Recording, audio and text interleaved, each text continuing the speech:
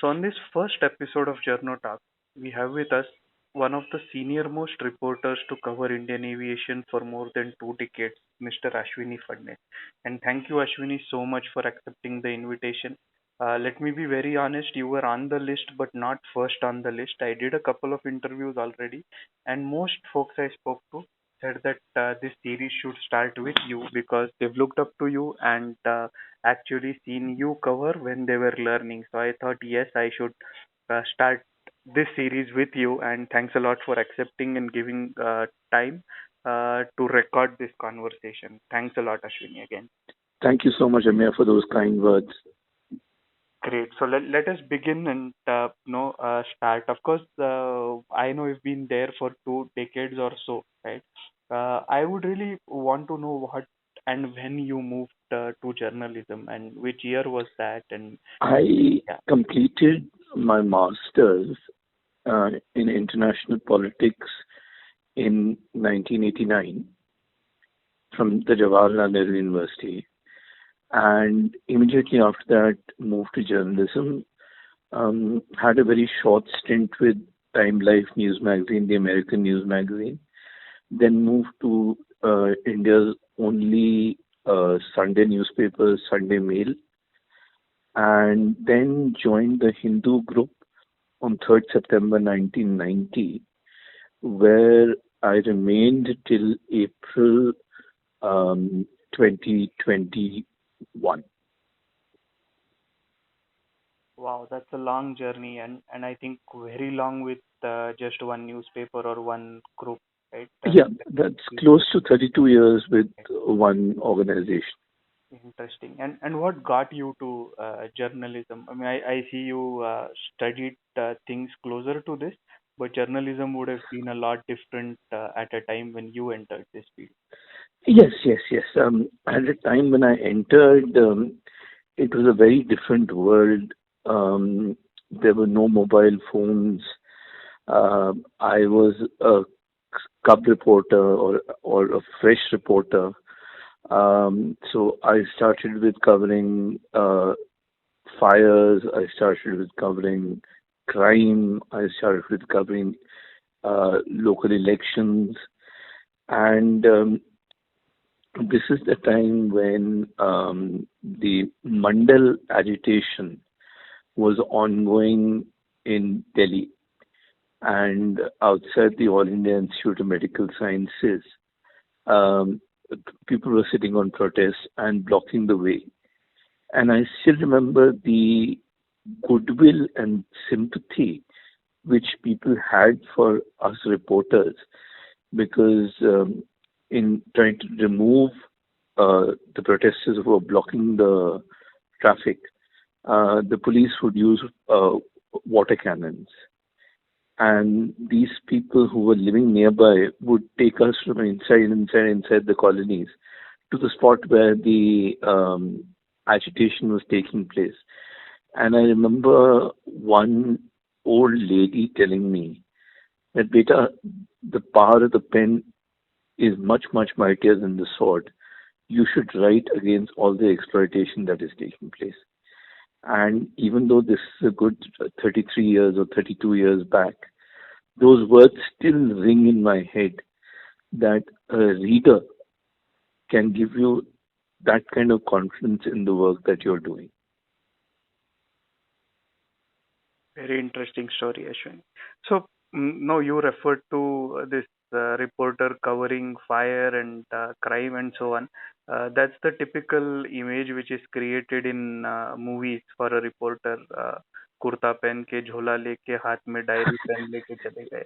So Yeah. and So now I don't think that's how it is, but definitely that must have been the situation back then without mobile phones and handy cameras to click and post on social media, and that's the news.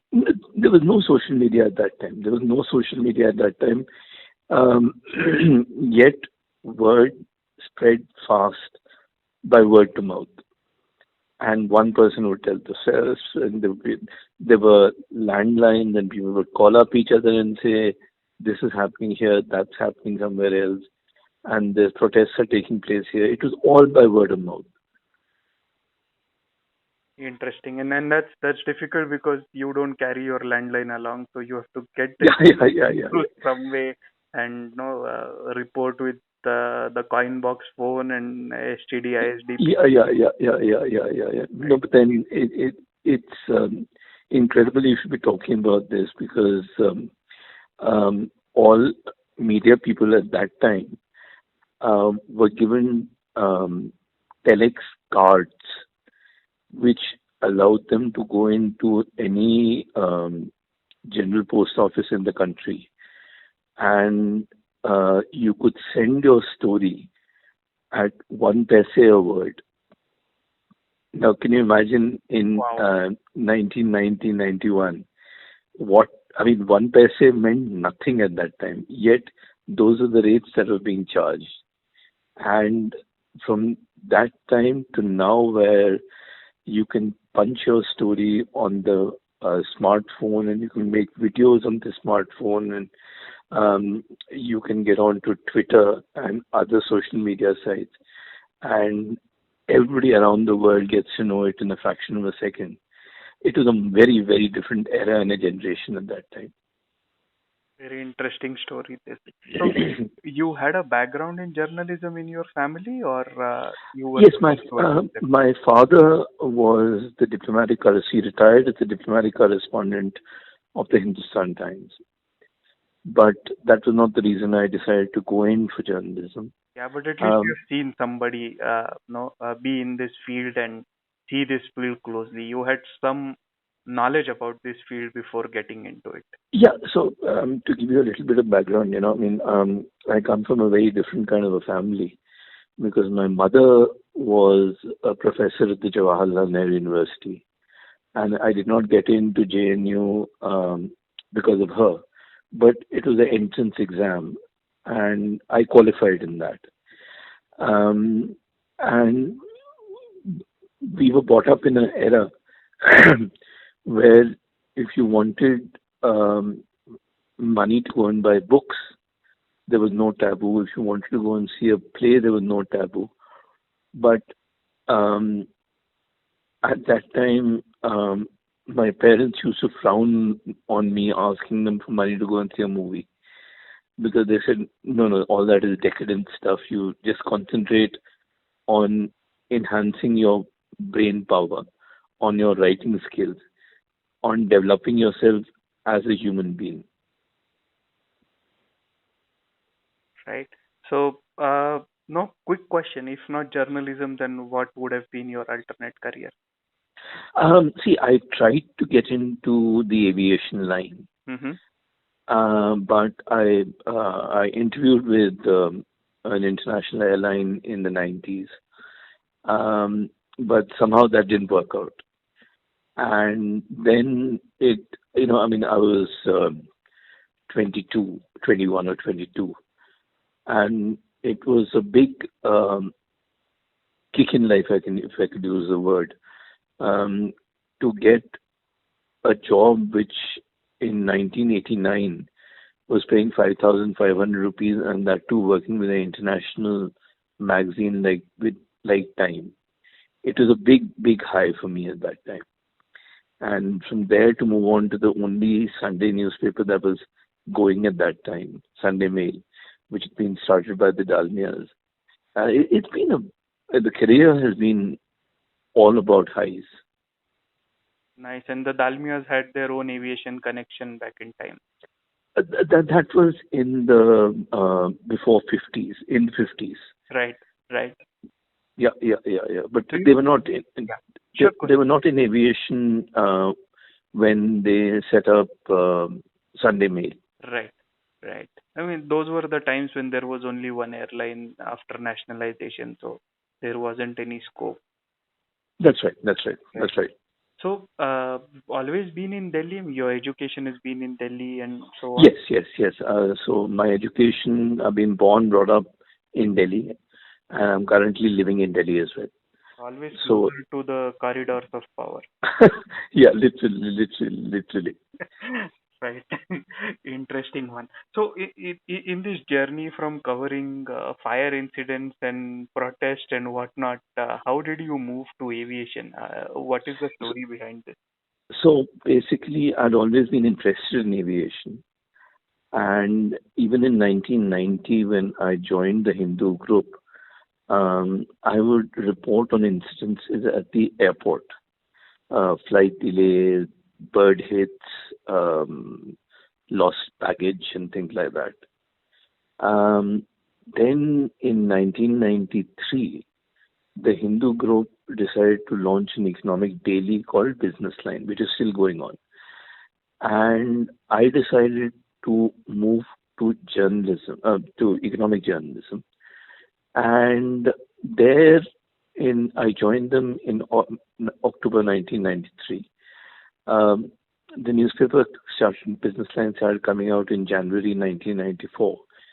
And because I was a very junior reporter, I started by covering the various chambers of commerce and industry.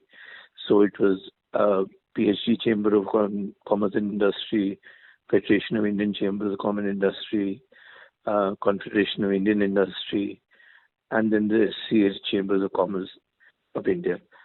And that was also a very good learning curve because do remember that liberalization hadn't really taken place by then.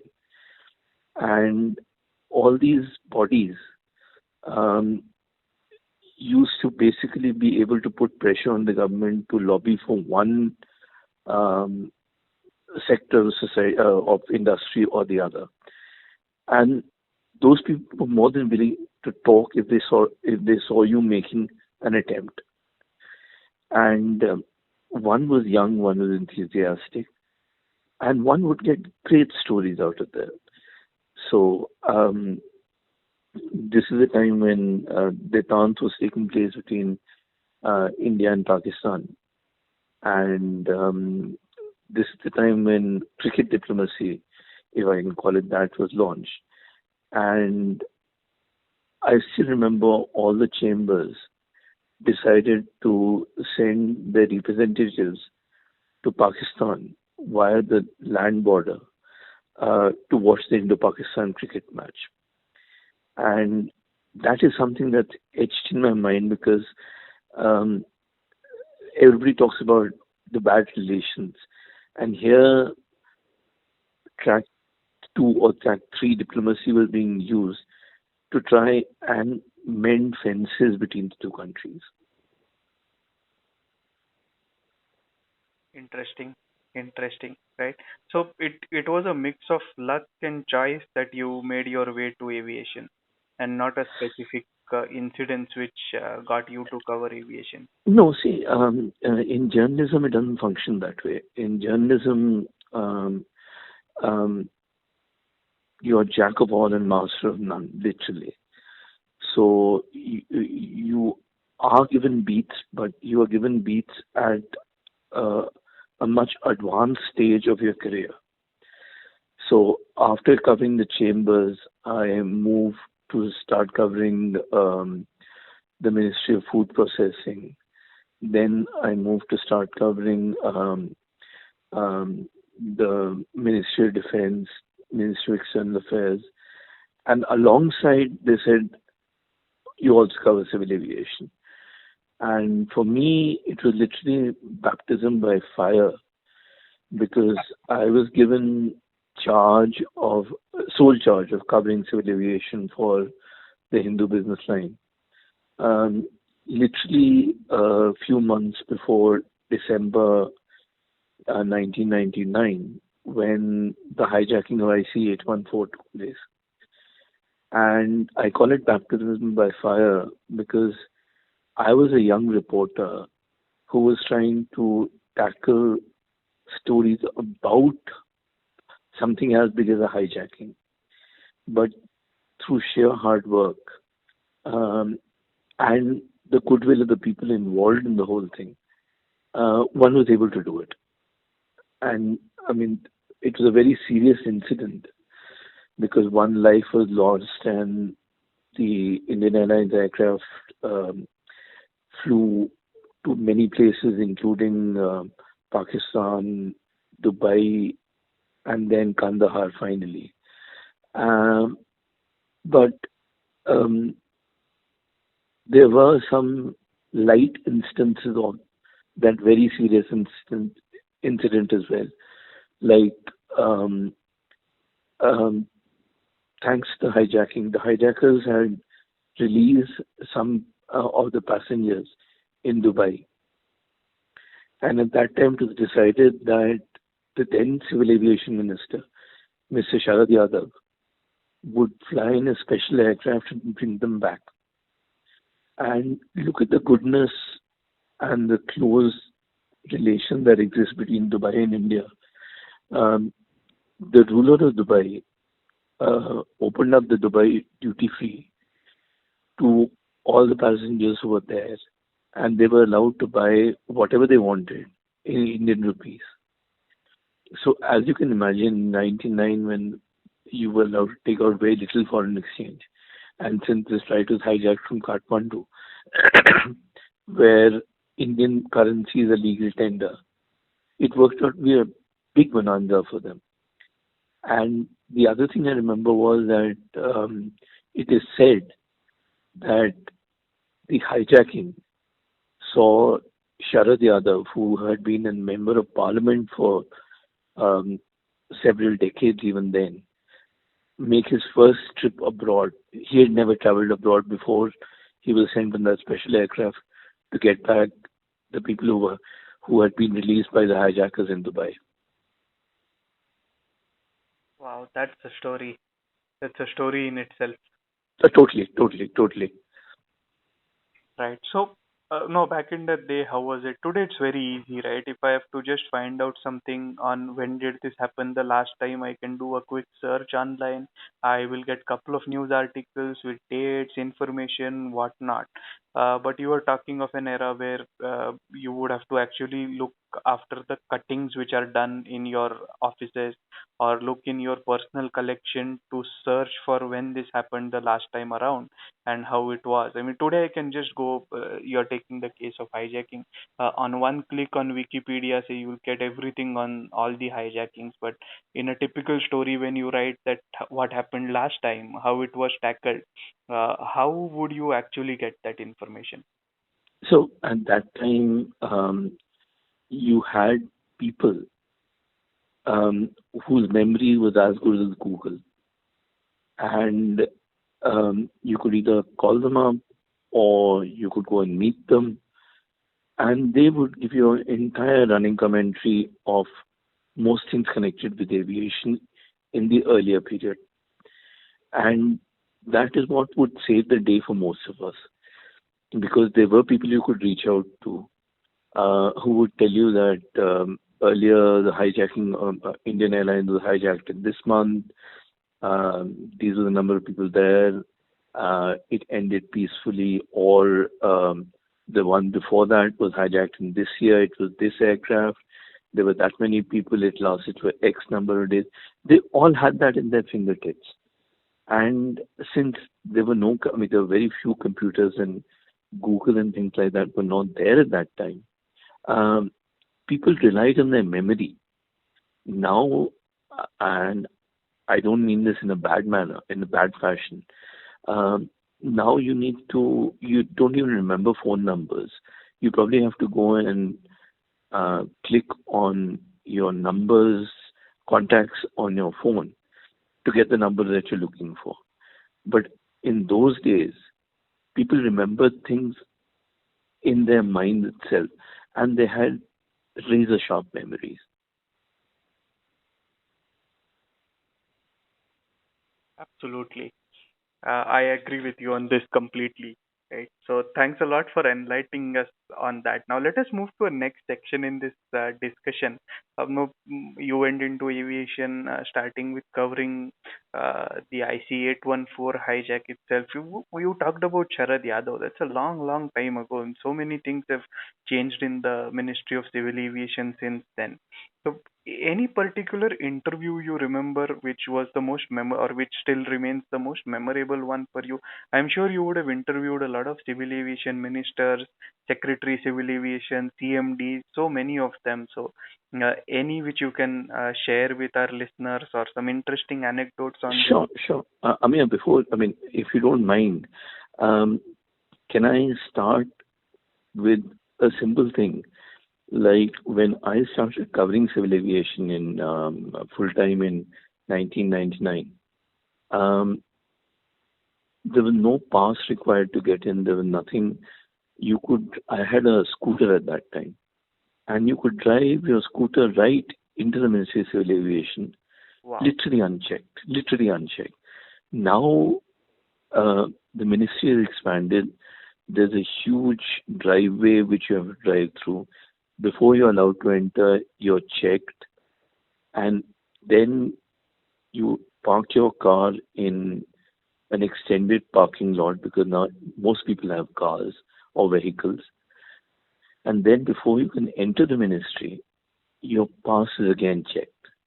So it's been a sea change that in 1999 I could drive my scooter right up to the gate from which you go up to the second floor where the minister and the secretary sit.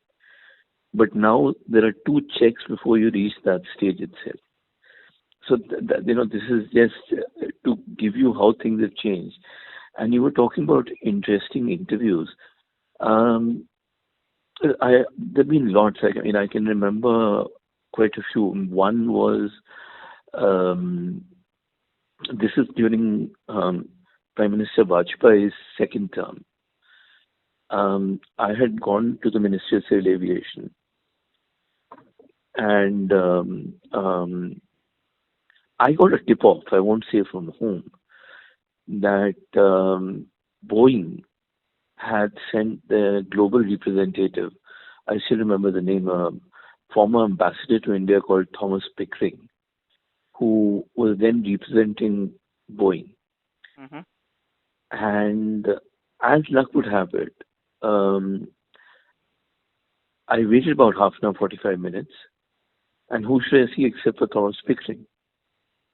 So I waited in the corridor, and he came out, and Dr. Dinesh Keskar, who headed India for several decades for Boeing, he went literally white seeing me. And I asked Ambassador Pickering that, did you discuss the Indian Airlines deal with the Honorable Minister? So he turned around, looks at me and says, I always discuss what is good for Boeing. So I got that quote. I sent my card in. It was Mr. Shahnawaz Hussain, who was then the minister. And at that time, it was very easy to meet ministers and secretaries and joint secretaries. So after some time, he called me in. And can I speak in Hindi? This is what Shahnawaz spoke. Absolutely. Yeah, okay. So Shahnawaz sees me. He was more fluent in Hindi, and he said, हाँ अश्विनी, मैं घर में बैठा हुआ था, जसवंत सिंह जी का phone आया कि एक अमेरिकन को भेज रहा हूँ, जरा मिल लो उससे। तो मैं आ गया वापस मंत्रालय, मीटिंग ही तो है। तो आई आस्क्ड हिम कि क्या डिस्कस हो। अरे काफी चीजें हुई हैं, तुम तो और लोगों को भी जानते हो मंत्रालय में, उनसे पूछ लेना। And he walked out of the room. I went to see another official who I was walking in the corridor going to his room, and he knew me, and he turned around towards me and says, after Pickering, you want to pick up my brains. And I said, well, sir, if you don't mind, I just like to figure out. So he confirmed that Boeing had made a counter offer because the 43 aircraft deal had gone to Airbus. And I said, okay, how much of a discount are they offering? I said, no, I'm not going to tell you that because that's commercial and that's sensitive. So at a time when these kind of things are happening, and again, another instance. Unfortunately, I can't reveal who told me, but it was a very senior government official. This is Vajpayeeji's cabinet, the last cabinet meeting, where a decision was to be taken on allowing private airlines, at that time it was Jet Airways and Air Sahara, to start flying abroad. And I was about 8, 10 years in the profession at that time, so I didn't know anybody who would be able to tell me what happened in cabinet. And I was really worried, God, I'm going to miss the story, I'm going to miss the story, I'm going to miss the story. So just to make an attempt, I went to the ministry and I went to one official and he says, you're looking very worried. So I said, yeah, this is my problem. Yeah, you want to know what happened in cabinet? Okay, here. And he told me this minister said this minister said that minister said that minister said that. And then because there was a vote going on and the cabinet was being held in parliament, the speaker called everybody back. So the meeting was adjourned. So the proposal to allow Jet Airways and Air Sahara to go abroad had to wait till the Manmohan Singh government came into power.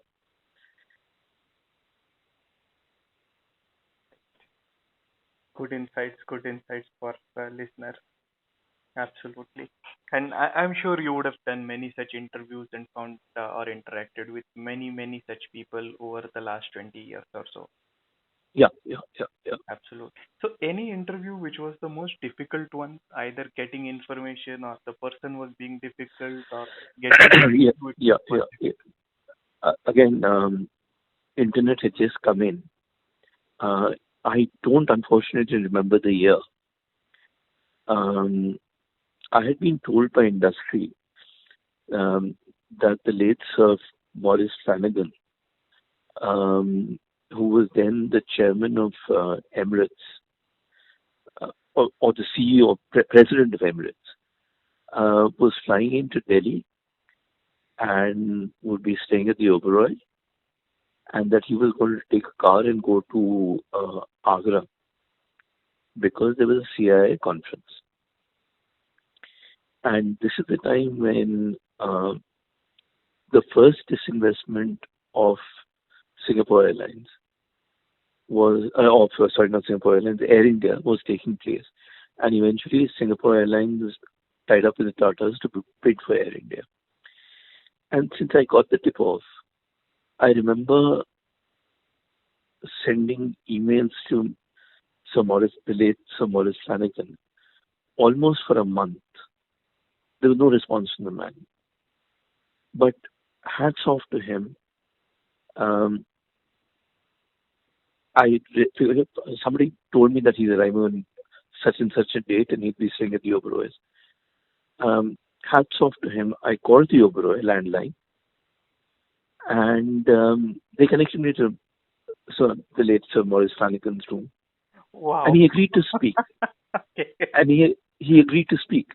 He said, young man, I like the persistence with which you've been pursuing me.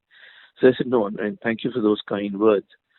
But most people would have got really bugged. He said, no. I fully understand the job of a journalist. I don't get irritated by these things. And then he says, I'm not going to meet you, but shoot away with your questions. And we were the only ones who carried a page one interview with the late Sir Maurice Flanagan, saying that Emirates is tentatively interested in bidding for Air India. And look at the magnanimity of the man. Hindu was very particular that you needed a photograph of the person you interviewed. And since I had done a phone interview, we didn't have a photograph. Mm-hmm. So this is pre-Google days where you could post something and post it there with copyright, so whichever way, or purchase it online. Right. So look at the magnanimity of the man. I called him back. I said, look, very sorry, but we require the photograph. He sportingly agreed to allow my photographer and me to come to the hotel and click him. Now, that just shows the magnanimity of the man, as I keep repeating over and over again. Right. Interesting one there in terms of chasing him. You should be thankful to the operator who connected you to him at Oberoi. That's what. Exactly. At this point, totally. At this point, totally. Right. At this point, So totally. that was going to be my next question. Which news did you like breaking the most? And seems this is the one which would have been the most interesting in terms of breaking it. Breaking it. Um, it's been a very long career, and I love breaking this one about what I told you about Thomas Pickering, the Boeing reducing pricing Right. for the Indian Airlines deal. Mm-hmm. Um, there were others as well, like I was covering CII, Confederation of Indian Industry, and President Clinton had come to India, and CII, Confederation of Indian Industry, was the industry partner. And I was covering CII at that time, so I'd gone to CII, and I met up with the officer of CII, and I said, "God, you must be breathing a sigh of relief now. The whole thing is over." And he turns around and tells me, "Young man, this is just the beginning. Even though he's gone back, we're already planning our next agenda item." And he reeled out all the things that are going to happen in the next 6 months. So, I mean, it was very interesting as to how an off the cuff question from me can give insight to our readers on what India and the US, governments of India and the US, and the industry of India and US are planning for the next 6 months. And if I could just mention one more, again, connected with the Confederation of Indian Industry. I don't remember the year, but a lot of tea estate owners in Assam were getting killed by terrorists because the insurgents wanted money and XYZ. And I remember going to see and there was a boring conference, and I started talking to Mr. Tarun Das, who was then the Director General of CII. And I just said, "God, it's really messy doing business in Assam." And he said, "Messy? It's not messy, it's life-threatening. If the government can't protect us, what does it want us to do? Go to Bangladesh and set up shop?" So I said, "Sir, is this on record?" He said, "No, this is not on record. But you're more than welcome to say a CII senior official says so." And I ran back to the office, and that went as the first news in the new page one. And the next day, everybody was calling me up saying, "Hey, who told you all this?" Because now we've been asked to follow up. So there've been lots of instances like that, not only connected with aviation, but in other fields also, in which I witnessed in my 3-decade-long career as a journalist. Mm-hmm. Right. Interesting point there. No, especially on getting the quote without actually naming one, and then everybody getting out on those lines. So, Ashwini, which was the story which you liked writing the most? Aviation link story which you thoroughly enjoyed writing? Aviation link story that I thoroughly enjoyed writing would probably be the one about Air India. I'm sure you remember. Air India had ordered 63 Boeing aircraft, including 777s. I was with a group of journalists who had gone with the then CMD and the joint managing director. The CMD was Mr. Tulsidas, and the joint managing director was Mr. Menon. They took a press party for the delivery of the first Boeing. Mm-hmm. And at that um, event, I remember Mr. Tulsidas saying that we're going to use these 777s um, to launch. We'll put an additional fuel tank and we will launch flights from Bangalore to San Francisco. Wow. Which Okay, actually happened this year. which happened this year. That's right. That's right. Yeah. Yeah. This year, yeah, January this year. That's right. And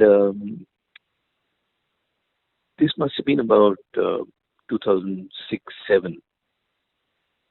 And then suddenly news breaks that Air India has sold the 777s to Etihad. And this was 10 years later. Yeah. And I recall that conversation with Ms. Tulsidas. And I remember doing a huge analysis piece saying that what was meant to help Air India garner a share of the market is now being used by its competitor in the Gulf to capture the same kind of market. Absolutely. And, okay, that helped Air India get some much needed liquidity into its books. But the point I was trying to make in the article was that there should be better fleet planning rather than just randomly picking up aircraft and not knowing what to do with them and then selling them at a depreciated price X number of years later to a competitor who would use it to launch the same route because Etihad launched Abu Dhabi LA with the aircraft that Air India had sold to them when Mr. Tulsidas is planning to launch Bangalore San Francisco with the same aircraft. Right. So that was, I mean, again, since I started at a time when one had to remember things, even though it was 5, 7, 10 years later, I remember that conversation with Tulsidas. Mm-hmm. And then I had to Google and pull out my old article. And then I used his quote of that time. And then I got a statement from Air India saying, yes, we have sold these aircraft to Etihad. And I said, what is the logic? I mean, why the whole idea is it to cooperate with one another or to try and garner more traffic for yourself? Yeah, and I think in between they had also appointed one of the big forces consultant to rework the network plan and That's right. Yeah. rejig around it before coming to this decision, and most probably just to justify this decision. The way it functions, never know what was top on Look, the priority. that's a story for another day. That's a story for another Absolutely. day because I mean, if we go into it, um, That's um, for another full hour-long podcast. because Probably do it sometime. they know the CBI inquiry as to why so many aircraft were ordered, Right. and Mr. Bhargav, Yeah. Jitendra Bhargav. Yeah. His book was banned because he mentioned about various things. Right. So rather than getting into controversy, I mean, I know the people who were involved. Right. They've told me what had happened. Right. But, That I mean, those discussions are for in person, not for recording. yeah. Let's keep it for that when we meet. Yeah. Right. So, Ashwini, a couple of closing questions. So, you have interviewed a lot of people. You've seen so many, secretary level IS officers, CMDs, ministers, foreign dignitaries, foreign head of states, and again, as in the airline world, who recently you attended the conference in Boston in person, right? Big thing in current times. If still out of all this, there is one personality you want to interview, who would that be? Something like a dream interview for you. Well, I'm sorry, I keep going back to the late Sir Maurice Flanagan because he was one person who gave fantastic quotes, Mm-hmm. and I still remember meeting him in person. Mm-hmm. And he was, I mean, I was in my 30s and he was in his 60s or whatever, and I was on his side, Mm-hmm. and he says, young man, you need to come in front of me. You know, typical Brit accent. And he says, you know how you can figure out whether a person really belongs to the airline industry or not, from the old-time airline industry or not? So I was like, sorry, sir, I have no idea. So he said, they have to be stone deaf. I was like, what is this guy talking about? No, I mean, why do you have to be stone deaf? He said, unless they're stone deaf, they haven't worked in the industries of the 50s and the 60s. Because at that time, the aircraft was so noisy Yeah. that if you hadn't gone deaf, then that means you hadn't worked in the industry at all. So that's one quote that keeps playing back in my mind Mhm. over and over and over again. Wow. That now the entire emphasis is on clean environment and clean aeroplanes and Right. lesser noise, XYZ. Um, at that time, there was none of this. Right. So you know, I mean, it's one thing that I will always remember. And who else? Who else? Who else? That's a tough one. Let me just try and think who else I had a great time interviewing. There are It too was many of more them. around who, right? I mean, in future you get a chance. Who So that okay, you know, I mean, your dream since interview in future? so Richard Branson, very good person to interview. Wow. I Um, hope that wish comes true soon. no, I've interviewed him quite You've a few already. times. Okay. Okay. See, he suffers from dyslexia, um, and despite that, he set up an airline, which is a great airline. Mm-hmm. And I remember he was staying at the Hyatt Regency, Mm-hmm. and I was trying to interview him. I'd been called for the party and everything else. And I got back home at around 1 o'clock in the night or whatever it is. And the corporate communications person had said, keep your phone next to you. Mm-hmm. So sure enough, um, at 4:15 in the morning, I get a message saying, you've been given half an hour with Richard Branson at 7, the same morning. So I had to get up, get ready, and run back to the Hyatt for my interview with Sir Richard Branson. And now that Air India has been divested, not being divested, has been divested, um, it's amazing um, how people talk about the glory days of Air India.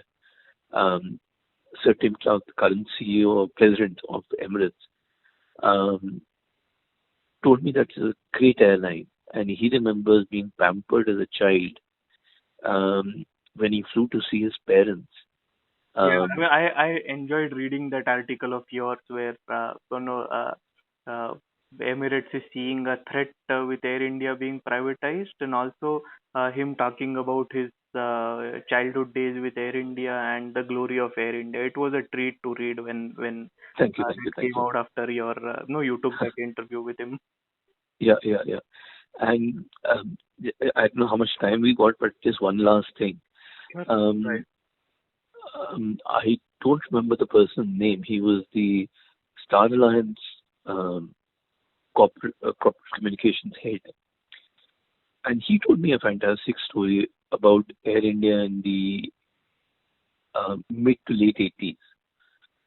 This person was working with Lufthansa before he joined Star Alliance, and his parents were in Germany. He'd been posted as manager London. So his parents wanted to come down from Germany to London. And this was around Christmas, so no seats were available. The only airline on which seat was available was Air India. So he said, you know, with a lot of trepidation and fear about what kind of an airline it is, I booked 2 tickets.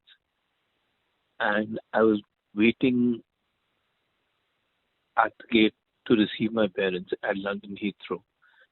And they get off smiling broadly with broad smiles on their faces and say, that is the level of service that an international airline should have.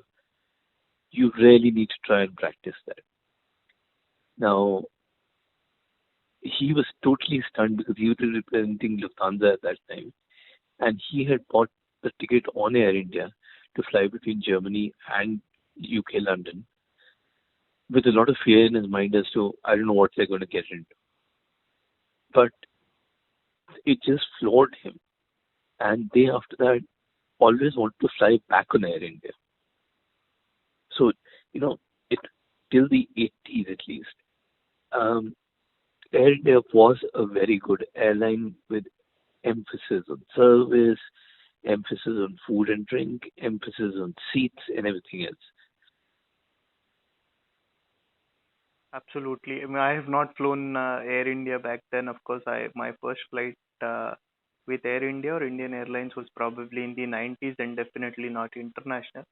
But Oh, sure. yeah, I keep hearing these stories from members of my family who have flown back in the day, and then it was all a royal affair indeed. Yeah, totally a royal affair. I mean, I wasn't born that. I mean, I was there in the 80s, Hmm. but um, it, it, I I remember Air India. I remember flying Delhi, Rome, Geneva, London, Hmm. and I was getting off in London, and then I flew London, New York on Air India, Okay. and excellent flight, excellent flight. And this is 1985. I was traveling alone. I was going to meet my mother, who was then teaching in the US. Hmm. Uh, and I remember there was no fear or anything, I was just 18. No fear or anything of traveling alone. Interesting. So, Ashwini, we come to the closing section, and I have a special question for you, actually reserved for you. You've such a long journalism career. You started working back in time when actually there used to be just a Delhi edition, and paper would be couriered or sent by some other mode of transport to nearby cities, and there were places where you got the newspaper a day late. From there to getting the news on tweet as it happens, and at sometimes even live streaming on Twitter, Facebook, or so many, the media industry has really changed leaps and bounds. At the same time, the aviation industry has also changed leaps and bounds from being just a government-owned Air India, Indian Airlines, and Vayudoot to where we stand today, where new carriers want NOC, and even in COVID times they want NOC and want to come on the scene. Things have moved. So, really, your closing comments on how the media industry would go from here on, and your take on where the aviation sector would go from here on. The media industry seems to be headed um, um, into the social media world. It's all there in, like you mentioned, Twitter and other things. The emphasis seems to be shifting there rather than physical newspapers. I mean, now lots of youngsters um, handpick the news that they want to read. It might be about cars, it might be about football matches, it might be about where they can go and study or where they want to eat. Um, when I I mean, was growing up, yeah, when I was told to start reading newspaper when I was in third standard or so, I used to start it from the last page. So, yeah, sports page. so now of course things are different for me. But when I see people now around, it's more of a no.